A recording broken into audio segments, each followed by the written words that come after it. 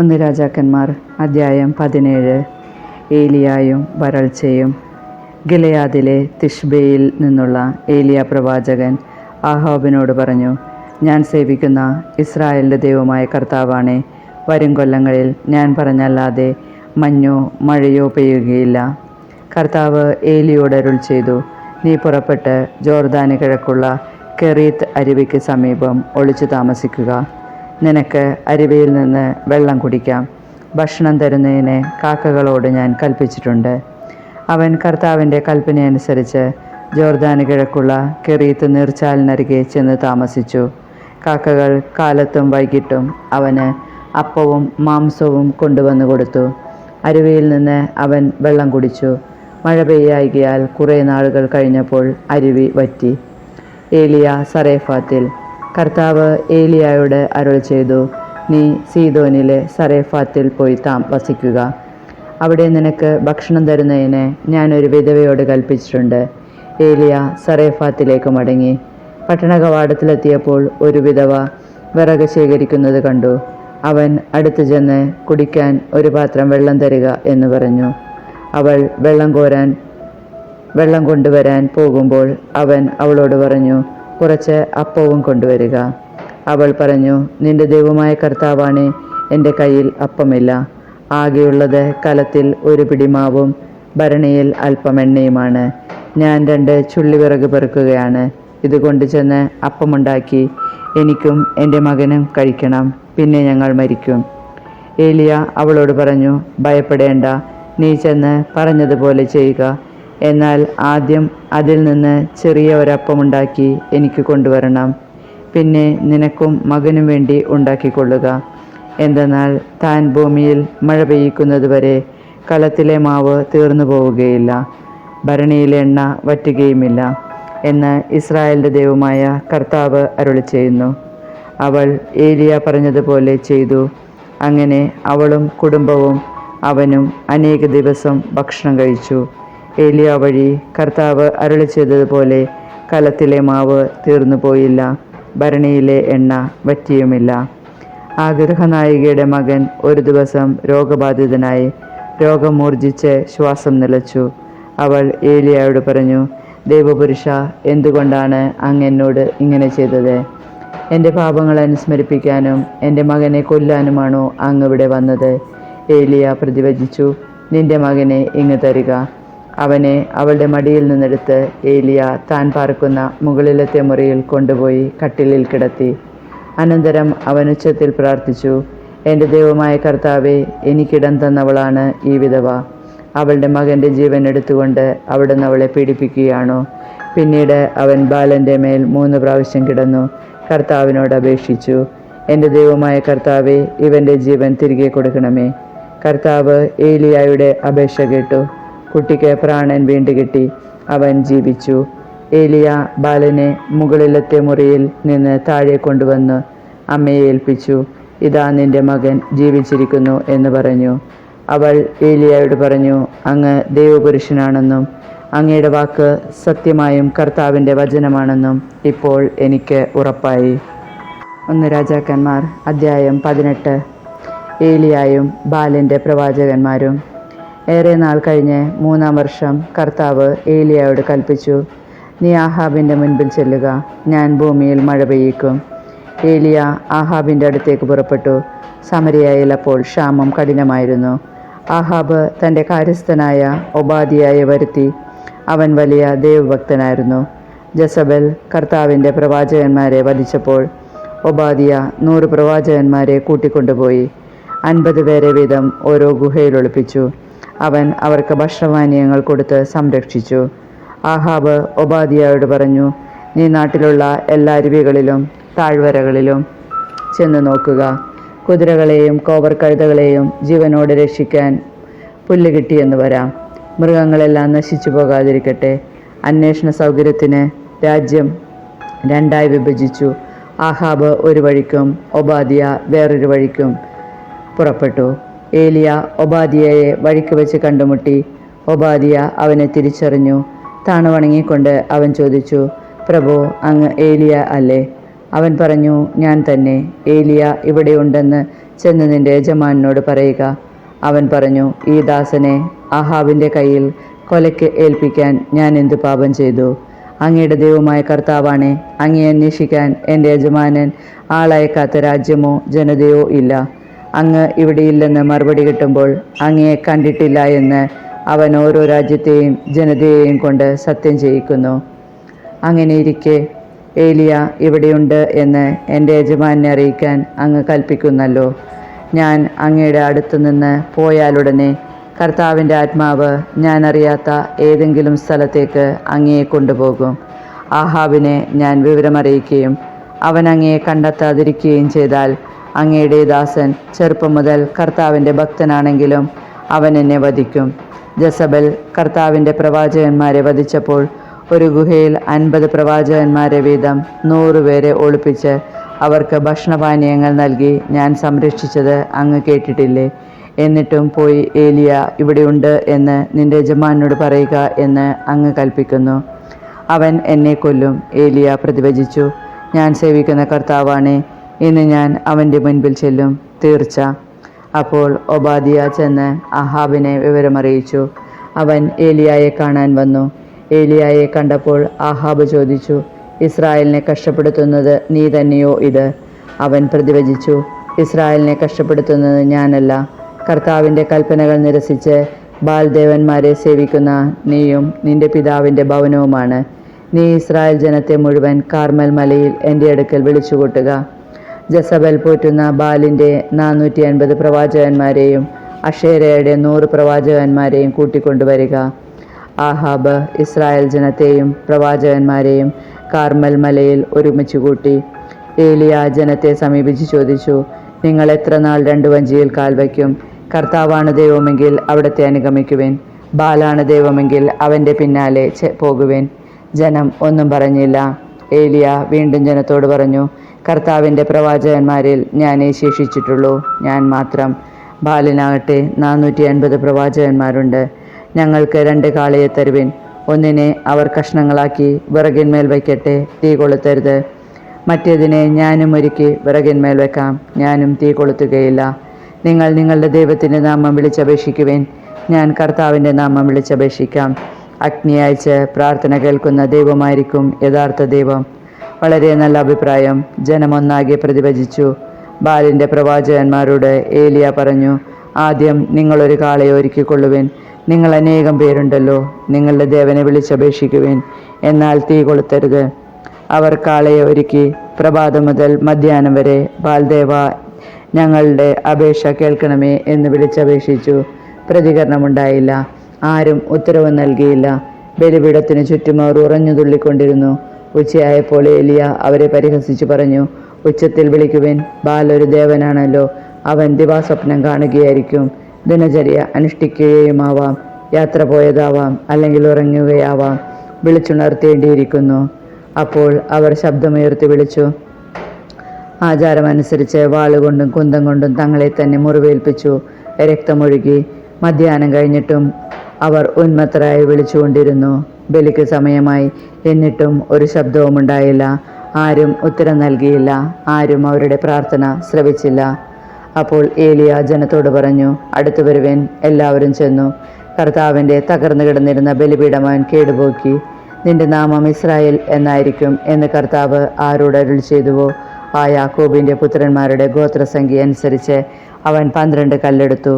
ആ കല്ലുകൾ കൊണ്ട് അവൻ കർത്താവിന് ഒരു ബലിപീഠം നിർമ്മിച്ചു. അതിനു ചുറ്റും 2 അളവ് വിത്ത് കൊള്ളുന്ന ഒരു ചാലുണ്ടാക്കി. അവൻ വിറകടുക്കി കാളയെ കഷ്ണങ്ങളാക്കി അതിന്മേൽ വെച്ചു.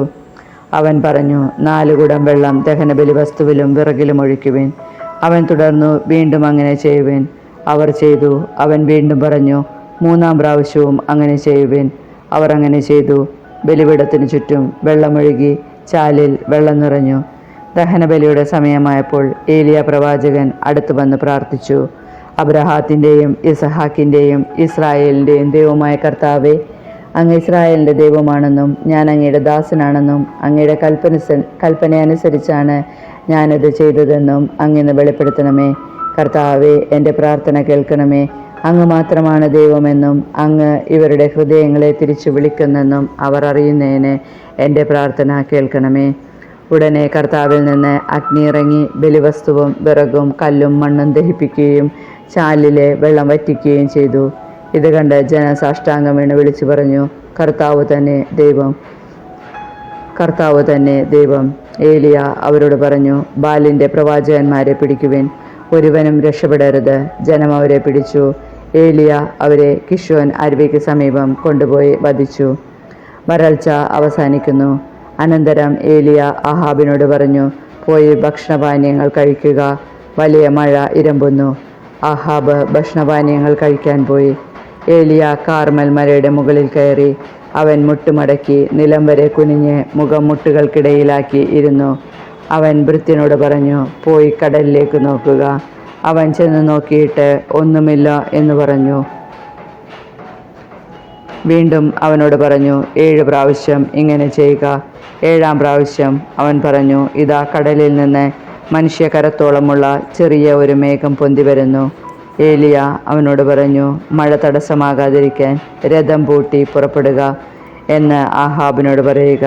നൊടിയിടയിൽ ആകാശം മേഘാവൃതമായി കറുത്തിരണ്ടു. കാറ്റുവീശി വലിയ മഴ പെയ്തു. ആഹാബ് ജസ്രയേലിലേക്ക് രഥമോടിച്ചുപോയി. കർത്താവിൻ്റെ കരം ഏലിയാട് കൂടെ ഉണ്ടായിരുന്നു. അവൻ അരമുറുക്കി ആഹാബിന് മുമ്പേ ജസ്രെ കവാടൻ വരെ ഓടി. 1 രാജാക്കന്മാർ അധ്യായം 19. ഏലിയ ഹോറബിൽ. ഏലിയ ചെയ്ത കാര്യങ്ങളും പ്രവാചകന്മാരെ വാളിനിരയാക്കിയ വിവരവും ആഹാബ് ജസബലിനോട് പറഞ്ഞു. അപ്പോൾ അവൾ ദൂതനെ അയച്ച് ഏലിയായോട് പറഞ്ഞു, നാളെ ഈ നേരത്തിന് മുൻപ് ഞാൻ നിന്റെ ജീവൻ ആ പ്രവാചകരിൽ ഒരുവൻ്റേതുപോലെ ആക്കുന്നില്ലെങ്കിൽ ദേവന്മാർ അതും അതിലപ്പുറവും എന്നോട് ചെയ്യട്ടെ. ഏലിയ ഭയപ്പെട്ട് ജീവരക്ഷാർത്ഥം പലായനം ചെയ്തു. അവൻ യൂദായിലെ ബേർഷെബായിലെത്തി. അവിടെ വെച്ച് ഭൃത്യനെ വിട്ടുപിരിഞ്ഞു. അവിടെ നിന്ന് അവൻ തനിയെ മരുഭൂമിയിലൂടെ ഒരു ദിവസത്തെ വഴി നടന്ന് ഒരു വാടാമുൾച്ചെടിയുടെ തണലിലിരുന്നു. അവൻ മരണത്തിനായി പ്രാർത്ഥിച്ചു. കർത്താവേ, മതി, എൻ്റെ പ്രാണനെ സ്വീകരിച്ചാലും ഞാൻ എൻ്റെ പിതാക്കന്മാരെക്കാൾ മെച്ചമല്ല. അവൻ ആ ചെടിയുടെ തണലിൽ കിടന്നുറങ്ങി. കർത്താവിൻ്റെ ദൂതൻ അവനെ തട്ടുണർത്തി, എഴുന്നേറ്റ് ഭക്ഷിക്കുക എന്ന് പറഞ്ഞു. എഴുന്നേറ്റ് നോക്കിയപ്പോൾ ചുടുകല്ലിൽ ചുട്ടെടുത്ത അപ്പവും ഒരു പാത്രം വെള്ളവും ഇതാ തലയ്ക്കലിരിക്കുന്നു. അത് കഴിച്ച് അവൻ വീണ്ടും കിടന്നു. കർത്താവിൻ്റെ ദൂതൻ വീണ്ടും അവനെ തട്ടുണർത്തി പറഞ്ഞു, എഴുന്നേറ്റ് ഭക്ഷിക്കുക, അല്ലെങ്കിൽ യാത്ര ദുഷ്കരമായിരിക്കും. അവൻ എഴുന്നേറ്റ് ഭക്ഷണപാനീയങ്ങൾ കഴിച്ചു. അതിൻ്റെ ശക്തി കൊണ്ട് 40 രാവും 40 പകലും നടന്നു കർത്താവിൻ്റെ മലയായ ഹോറബിലെത്തി. അവൻ അവിടെ ഒരു ഗുഹയിൽ വസിച്ചു. അവിടെ വച്ച് കർത്താവിൻ്റെ സ്വരം അവൻ ശ്രവിച്ചു, ഏലിയ, നീ ഇവിടെ എന്തു ചെയ്യുന്നു? ഏലിയ ഉത്തരം പറഞ്ഞു, സൈന്യങ്ങളുടെ ദൈവമായ കർത്താവിനെ പ്രതിയുള്ള തീഷ്ണതയാൽ ഞാൻ ജ്വലിക്കുകയാണ്. ഇസ്രായേൽ ജനം അവിടുത്തെ ഉടമ്പടി ലംഘിച്ചു. അവർ അങ്ങയുടെ ബലിപീഠങ്ങൾ തകർക്കുകയും അങ്ങയുടെ പ്രവാചകന്മാരെ വാളിനിരയാക്കുകയും ചെയ്തു. ഞാൻ മാത്രമേ ശേഷിച്ചിട്ടുള്ളൂ. എൻ്റെ ജീവനെയും അവർ വേട്ടയാടുകയാണ്. നീ ചെന്ന് മലയിൽ കർത്താവിൻ്റെ സന്നിധിയിൽ നിൽക്കുക. അവിടുന്ന് അരുളി ചെയ്ത് കർത്താവ് കടന്നുപോയി. അവിടുത്തെ മുൻപിൽ മലകൾ പിളർന്നു, പാറകൾ തകർത്തും കൊണ്ട് കൊടുങ്കാറ്റടിച്ചു. കൊടുങ്കാറ്റിൽ കർത്താവില്ലായിരുന്നു. കാറ്റ് കഴിഞ്ഞു ഭൂകമ്പമുണ്ടായി. ഭൂകമ്പത്തിലും കർത്താവില്ലായിരുന്നു. ഭൂകമ്പത്തിന് ശേഷം അഗ്നിയുണ്ടായി. അഗ്നിയിലും കർത്താവില്ലായിരുന്നു. അഗ്നി അടങ്ങിയപ്പോൾ ഒരു മൃദുസ്വരം കേട്ടു. അപ്പോൾ ഏലിയ മേലങ്കി കൊണ്ട് മുഖം മറച്ചു പുറത്തേക്ക് വന്ന് ഗുഹാമുഖത്ത് നിന്നു. അപ്പോൾ അവൻ ഒരു സ്വരം കേട്ടു, ഏലിയ, നീ ഇവിടെ എന്തു ചെയ്യുന്നു? അവൻ പ്രതിവചിച്ചു, സൈന്യങ്ങളുടെ ദൈവമായ കർത്താവിനെ പ്രതി ഞാൻ അതീവ തീഷ്ണതയാൽ ജ്വലിക്കുകയാണ്. ഇസ്രായേൽ ജനം അവിടുത്തെ ഉടമ്പടി ലംഘിച്ചു. അവർ അങ്ങയുടെ ബലിപീഠങ്ങൾ തകർക്കുകയും അങ്ങയുടെ പ്രവാചകന്മാരെ വാളിനിരയാക്കുകയും ചെയ്തു. ഞാൻ മാത്രമേ ശേഷിച്ചിട്ടുള്ളൂ. എൻ്റെ ജീവൻ അവർ വേട്ടയാടുന്നു. കർത്താവ് കൽപ്പിച്ചു, നീ ദമാസ്കസിനടുത്തുള്ള മരുഭൂമിയിലേക്ക് മടങ്ങുക. അവിടെ ഹസായേലിനെ സിറിയ രാജാവായി അഭിഷേകം ചെയ്യുക. നിംഷിയുടെ മകൻ യേഹുവിനെ ഇസ്രായേൽ രാജാവായും ആബേമെഹോലായിലെ ഷാഫാത്തിൻ്റെ മകൻ എലീഷായെ നിനക്ക് പകരം പ്രവാചകനായും അഭിഷേകം ചെയ്യുക. ഹസായേലിൻ്റെ വാളിൽ നിന്ന് രക്ഷപ്പെടുന്നവനെ യേഹു വധിക്കും. യേഹുവിൻ്റെ വാളിൽ നിന്ന് രക്ഷപ്പെടുന്നവനെ എലീശ വധിക്കും. എന്നാൽ ബാലിൻ്റെ മുൻപിൽ മുട്ടുമടക്കുകയോ അവനെ ചുംബിക്കുകയോ ചെയ്യാത്ത 7000 പേരെ ഞാൻ ഇസ്രായേലിൽ അവശേഷിപ്പിക്കും. ഏലീശായെ വിളിക്കുന്നു. ഏലിയ അവിടെ നിന്ന് പുറപ്പെട്ടു 12 ഏർ കാള ഒഴുതുകൊണ്ടിരുന്ന സ്ഥലത്ത് അവൻ ഷാഫാത്തിൻ്റെ മകൻ ഏലീശായെ കണ്ടു. അവൻ 12ാമത്തെ നിരയിലായിരുന്നു.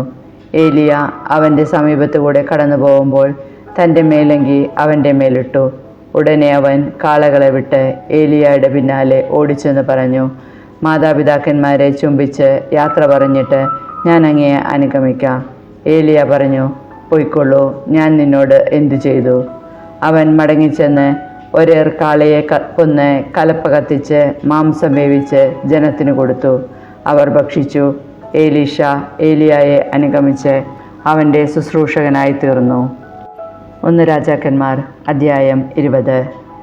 സിറിയയുമായ യുദ്ധം. സിറിയ രാജാവായ ബെൻഹദാദ് പടയൊരുക്കി. 32 നാടുവാഴികൾ തങ്ങളുടെ കുതിരകളോടും രഥങ്ങളോടും കൂടെ അവൻ്റെ പക്ഷം ചേർന്നു. അവൻ ചെന്ന് സമരിയായെ വളഞ്ഞ് ആക്രമിച്ചു. അവൻ പട്ടണത്തിലേക്ക് ദൂതന്മാരെ അയച്ച് ഇസ്രായേൽ രാജാവായ ആഹാബിനെ അറിയിച്ചു. ബെൻഹദാദ് അറിയിക്കുന്നു, നിന്റെ വെള്ളിയും സ്വർണവും എൻ്റേതാണ്, നിന്റെ സുന്ദരികളായ ഭാര്യമാരും മക്കളും എനിക്കുള്ളതാണ്. ഇസ്രായേൽ രാജാവ് പറഞ്ഞു, പ്രഭോ, രാജാവായ അങ്ങ് പറയുന്നത് പോലെ തന്നെ ഞാനും എനിക്കുള്ളതും അങ്ങയുടേതാണ്. അവൻ്റെ ദൂതന്മാർ വന്ന് വീണ്ടും പറഞ്ഞു, ബെൻഹദാദ് അറിയിക്കുന്നു, നിന്റെ വെള്ളിയും സ്വർണവും ഭാര്യമാരും പുത്രന്മാരും എനിക്കുള്ളതാണെന്ന് ഞാൻ പറഞ്ഞിരുന്നല്ലോ. നാളെ ഈ നേരത്ത് ഞാൻ എൻ്റെ സേവകന്മാരെ അയക്കും. അവർ നിന്റെ അരമനയും സേവകന്മാരുടെ വീടുകളും പരിശോധിച്ച് ഇഷ്ടമുള്ളതെല്ലാം എടുത്തുകൊണ്ടുപോരും. അപ്പോൾ ഇസ്രായേൽ രാജാവ് എല്ലാ ശ്രേഷ്ഠന്മാരെയും വിളിച്ചുകൂട്ടി പറഞ്ഞു, ഇതാ ഇവൻ നമ്മെ നശിപ്പിക്കാൻ ഒരുങ്ങുന്നു. അവൻ ദൂതന്മാരെ അയച്ച് എൻ്റെ ഭാര്യമാർ, കുഞ്ഞുങ്ങൾ, വെള്ളി, സ്വർണം ഇവയെല്ലാം ആവശ്യപ്പെട്ടു. ഞാൻ എതിർത്തില്ല. ശ്രേഷ്ഠന്മാരും ജനവും പറഞ്ഞു, അവൻ പറയുന്നത് കേൾക്കരുത്, സമ്മതിക്കുകയുമരുത്.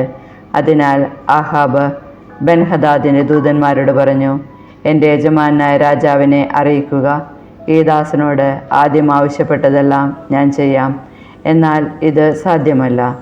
ദൂതന്മാർ മടങ്ങിച്ചെന്ന് വിവരമറിയിച്ചു. ബെൻഹദാദ് വീണ്ടും പറഞ്ഞയച്ചു, എൻ്റെ അനുയായികൾക്ക് ഓരോ പിടി വാരാൻ സമരിയായിലെ മണ്ണ് തികഞ്ഞാൽ ദേവന്മാർ എന്നെ കഠിനമായി ശിക്ഷിക്കട്ടെ. ഇസ്രായേൽ രാജാവ് പറഞ്ഞു, ബെൻഹദാദ് രാജാവിനോട് പറയുക, പടയ്ക്ക് മുൻപല്ല പിൻപാണ് വമ്പ് പറയേണ്ടത്. ബെൻഹദാദ് നാടുവാഴികളും കൂടാരങ്ങളിൽ കുടിച്ചു മതിക്കുമ്പോഴാണ് ആഹാബിൻ്റെ മറുപടി ലഭിച്ചത്. ഉടനെ അവൻ സൈന്യത്തിന് പുറപ്പെടാൻ ആജ്ഞ നൽകി. അവർ നഗരത്തിനെതിരെ നിലയുറപ്പിച്ചു. അപ്പോൾ ഒരു പ്രവാചകൻ ഇസ്രായേൽ രാജാവായ ആഹാബിനെ സമീപിച്ചു പറഞ്ഞു, കർത്താവ് അരുളി ചെയ്യുന്നു, ഈ മഹാസൈന്യത്തെ നീ കണ്ടില്ലേ? അതിൻ്റെ മേൽ നിനക്ക് ഞാൻ ഇന്ന് വിജയം നൽകും.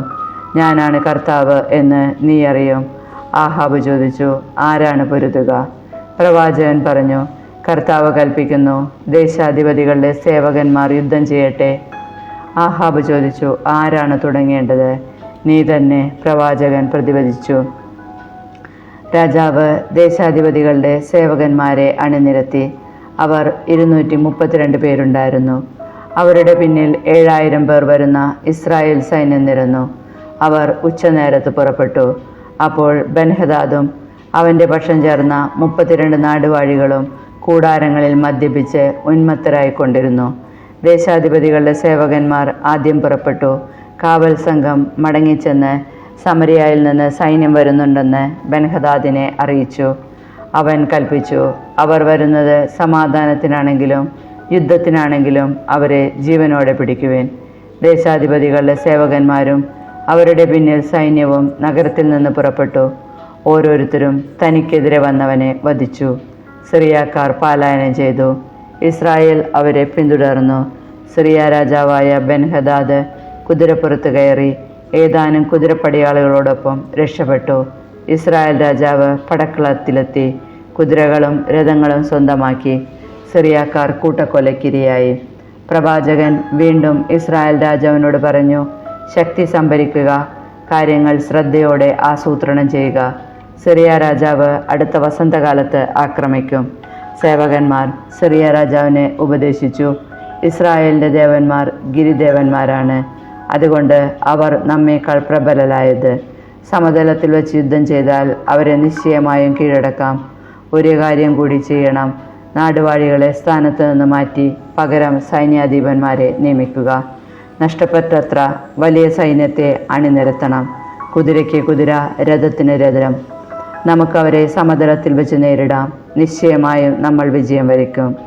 ബെൻഹദാദ് അവരുടെ അഭിപ്രായം സ്വീകരിച്ച് അങ്ങനെ ചെയ്തു. വസന്തത്തിൽ ബെൻഹദാദ് സിറിയക്കാരെ സജ്ജീകരിച്ച് ഇസ്രായേലിനെതിരെ യുദ്ധം ചെയ്യാൻ അഫേക്കിലേക്ക് പോയി. ഇസ്രായേൽക്കാരും സന്നാഹങ്ങളോടുകൂടി അവർക്കെതിരെ വന്നു. ദേശം നിറഞ്ഞു നിന്ന സിറിയക്കാരുമായി താരതമ്യപ്പെടുത്തുമ്പോൾ 2 ഗണമായി താവളമടിച്ച ഇസ്രായേൽ സൈന്യം ചെറിയ 2 ആട്ടിൻപറ്റം പോലെ തോന്നി. അപ്പോൾ ഒരു ദൈവപുരുഷൻ ഇസ്രായേൽ രാജാവിൻ്റെ അടുത്തെത്തി പറഞ്ഞു, കർത്താവ് അരുളി ചെയ്യുന്നു, കർത്താവ് ഗിരിദേവനാണ്, സമതല പ്രദേശത്തെ ദേവനല്ല എന്ന് സിറിയക്കാർ പറയുന്നതിനാൽ ഞാൻ ഈ വലിയ സൈന്യത്തെ നിന്റെ കയ്യിൽ ഏൽപ്പിച്ചു തരും. ഞാനാണ് കർത്താവെന്ന് നീ അറിയും. സൈന്യങ്ങൾ 7 ദിവസം മുഖാഭിമുഖമായി പാളയങ്ങളിൽ കഴിഞ്ഞുകൂടി. 7-ാം ദിവസം യുദ്ധം തുടങ്ങി. ഇസ്രായേൽക്കാർ ഒറ്റ ദിവസം കൊണ്ട് 1,00,000 സിറിയൻ ഭടന്മാരെ വധിച്ചു. അഫേക്ക് നഗരത്തിലേക്ക് പലായനം ചെയ്ത ശേഷിച്ച 27,000 ഭടന്മാരുടെ മേൽ പട്ടണത്തിൻ്റെ മതിലിടിഞ്ഞു വീണു. ബെൻഹദാദ് നഗരത്തിലെ ഒരു ഉള്ളറയിൽ ഓടി ഒളിച്ചു. സേവകന്മാർ അവനോട് പറഞ്ഞു, ഇസ്രായേൽ രാജാക്കന്മാർ ദയുള്ളവരാണെന്ന് ഞങ്ങൾ കേട്ടിട്ടുണ്ട്. ചാക്കുടുത്ത് തലയിൽ കയറ് ചുറ്റി ഇസ്രായേൽ രാജാവിൻ്റെ അടുത്തേക്ക് പോകാൻ ഞങ്ങളെ അനുവദിക്കുക. അവൻ അങ്ങയുടെ ജീവൻ രക്ഷിച്ചേക്കാം. അവർ ചാക്കുടുത്ത് തലയിൽ കയറ് ചുറ്റി ഇസ്രായേൽ രാജാവിനെ സമീപിച്ച് പറഞ്ഞു, തൻ്റെ ജീവൻ രക്ഷിക്കണമെന്ന് അങ്ങയുടെ ദാസൻ ബെൻഹദാദ് യാചിക്കുന്നു. ആഹാബ് പ്രതിവചിച്ചു, അവൻ ഇപ്പോഴും ജീവിച്ചിരിപ്പുണ്ടോ? അവൻ എൻ്റെ സഹോദരനാണ്. ബെൻഹദാദിൻ്റെ സേവകന്മാർ ഈ ഒരു ശുഭലക്ഷണം കാത്തിരിക്കുകയായിരുന്നു. സഹോദരൻ എന്ന് ആഹാബ് പറഞ്ഞപ്പോൾ അവർ അത് ശുഭലക്ഷണമായി എടുത്തു പറഞ്ഞു, അതെ, അങ്ങയുടെ സഹോദരൻ ബെൻഹദാദ്. ആഹാബ് കൽപ്പിച്ചു, പോയി അവനെ കൊണ്ടുവരുവേൻ. ബെൻഹദാദ് വന്നപ്പോൾ ആഹാബ് അവനെ തന്നോടൊപ്പം രഥത്തിൽ കയറ്റി. ബെൻഹദാദ് ആഹാബിനോട് പറഞ്ഞു, എൻ്റെ പിതാവ് അങ്ങയുടെ പിതാവിൽ നിന്ന് പിടിച്ചെടുത്ത പട്ടണങ്ങൾ ഞാൻ മടക്കിത്തരാം. എൻ്റെ പിതാവ് സമരിയായിൽ ചെയ്തതുപോലെ അങ്ങ് ദമാസ്കസിൽ കച്ചവട കേന്ദ്രങ്ങൾ സ്ഥാപിച്ചാലോ? ആഹാബ് പ്രതിവചിച്ചു, ഈ കരാർ അനുസരിച്ച് നിന്നെ വിട്ടയക്കുന്നു. അവൻ ഒരു ഉടമ്പടി ചെയ്ത് ബെൻഹദാദിനെ വിട്ടയച്ചു. ആഹാബിനെതിരെ പ്രവചനം. പ്രവാചകഗണത്തിൽപ്പെട്ട ഒരുവൻ മറ്റൊരുവനോട് എന്നെ അടിക്കുക എന്ന് കർത്താവിൻ്റെ കൽപ്പനയനുസരിച്ച് ആവശ്യപ്പെട്ടു. അവൻ വിസമ്മതിച്ചു. അപ്പോൾ ഒന്നാമൻ പറഞ്ഞു, കർത്താവിൻ്റെ കൽപ്പന അനുസരിക്കായികയാൽ ഇവിടെ നിന്ന് പോയാലുടനെ നിന്നെ ഒരു സിംഹം കൊല്ലും. അവൻ പുറപ്പെട്ടയുടനെ ഒരു സിംഹം എതിരെ വന്ന് അവനെ കൊന്നു. അവൻ വേറൊരാളെ സമീപിച്ച് പറഞ്ഞു, എന്നെ അടിക്കുക. അവൻ അടിച്ചു മുറിവേൽപ്പിച്ചു. അതിനുശേഷം പ്രവാചകൻ അവിടെ നിന്ന് പോയി. അവൻ ആളറിയാത്ത വിധം മുഖം മൂടി രാജാവിനെ വഴിയിൽ കാത്തുനിന്നു. രാജാവ് കടന്നുപോയപ്പോൾ പ്രവാചകൻ വിളിച്ചു പറഞ്ഞു, ഈ ദാസൻ യുദ്ധക്കളത്തിൽ പടപൊരുതാൻ പോയി. അപ്പോൾ ഒരു പടയാളി ഒരാളെ എൻ്റെ അടുത്ത് കൊണ്ടുവന്ന് പറഞ്ഞു, ഇവനെ കാത്തുകൊള്ളുക. ഇവൻ രക്ഷപ്പെട്ടാൽ പകരം നിന്റെ ജീവൻ കൊടുക്കേണ്ടി വരും, അല്ലെങ്കിൽ 1 താലന്ത് വെള്ളി ഈടാക്കും. എന്നാൽ അങ്ങയുടെ ഈ ദാസൻ പല കാര്യങ്ങളിൽ വ്യാപൃതനായിരുന്നതിനാൽ അവൻ രക്ഷപ്പെട്ടു. ഇസ്രായേൽ രാജാവ് പറഞ്ഞു, നീ നിശ്ചയിച്ച വിധി തന്നെ നിനക്കിരിക്കട്ടെ. അവൻ തൽക്ഷണം മുഖം മൂടിയിരുന്ന തുണി അഴിച്ചു മാറ്റി. പ്രവാചകന്മാരിൽ ഒരുവനാണ് അവനെന്ന് ഇസ്രായേൽ രാജാവിന് മനസ്സിലായി. പ്രവാചകൻ രാജാവിനോട് പറഞ്ഞു, കർത്താവ് അരുളി ചെയ്യുന്നു, ഞാൻ നശിപ്പിക്കാൻ ഒഴിഞ്ഞിട്ടിരുന്നവനെ നീ വിട്ടയച്ചു. എന്നാൽ അവൻ്റെ ജീവന് പകരം നിന്റെ ജീവനും അവൻ്റെ ജനത്തിനു പകരം നിന്റെ ജനവും എടുക്കപ്പെടും. ഇസ്രായേൽ രാജാവ് ദുഃഖാകുലനായി സമരിയായിലെ കൊട്ടാരത്തിലേക്ക് മടങ്ങി.